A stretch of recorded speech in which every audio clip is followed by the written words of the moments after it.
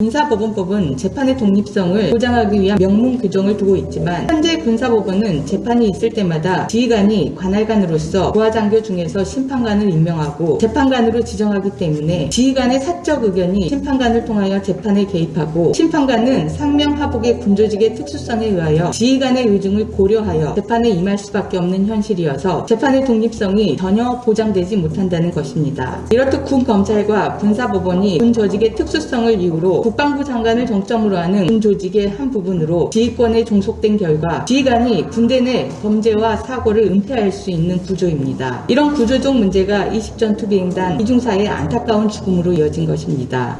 사법제도 개혁을 위한 군사법원법 개정안 처리 필요성이 제기되고 있습니다. 만시지탄이지만 6월 임시국회에서 꼭 처리하여야 할 것입니다. 군사법체계는 군조직의 특수성을 이유로 국방부 장관을 정점으로 하는 군조직의 한 부분으로 행정권에 종속되어 있습니다. 이는 권력 분립의 원칙에 따라 행정권으로부터 독립과 독립된 법관에 의한 재판의 원리로 구성되는 일반 법원과는 다릅니다. 군사법체계는 지휘권 확보의 취지에서 군사법원이 설치되어 있는 지휘관은 군검찰의 수사보고를 받고 구속 여부를 승인합니다. 또한 관할관으로 군사법원의 판결에 대한 확인 조치권을 통하여 필요한 경우 형을 감경할 수 있는 권한이 있습니다. 지휘관은 법관이 아닌 일반 장교를 심판관으로 임명하여 재판권을 행사하도록 할 수 있습니다. 군 지휘권자가 관할관으로 판결에 실질적인 변경을 가할 수 있도록 하고 군 지휘권자가 법조인의 자격이 없는 일반 장교를 재판관으로 참여하게 하는 심판관 제도를 통하여 실질적으로 재판에 관여하는 것입니다. 헌법재판소는 입법자의 입법 재량을 인정하여 심판관 제도가 위헌이 아니라고 판단한 바 있지만 그렇다고 현행 군사법원법이 헌법 가치를 구현하고 있다는 것을 의미한다고 볼 수 없습니다. 심판관 제도는 비법률가인 일반 군장교가 재판에 있어 사실관계의 인정과 법률 적용 및 양형 단계에 직접 관여하여 헌법상 법관에 의하여 재판을 받을 권리를 제한하는 문제가 있습니다.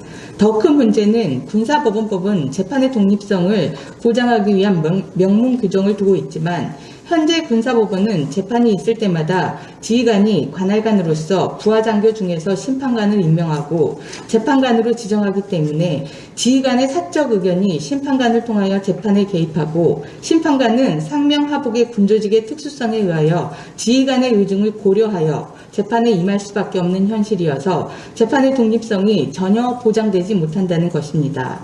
이렇듯 군검찰과 군사법원이 군조직의 특수성을 이유로 국방부 장관을 정점으로 하는 군조직의 한 부분으로 지휘권에 종속된 결과 지휘관이 군대 내 범죄와 사고를 은폐할 수 있는 구조입니다.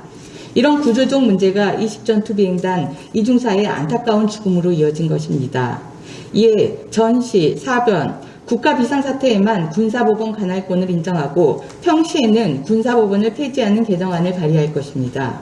6월 국회에서 처리되어 이중사에 대한 가해와 은폐가 일반 사법체계에서 철저하게 규명될 수 있어야 할 것입니다.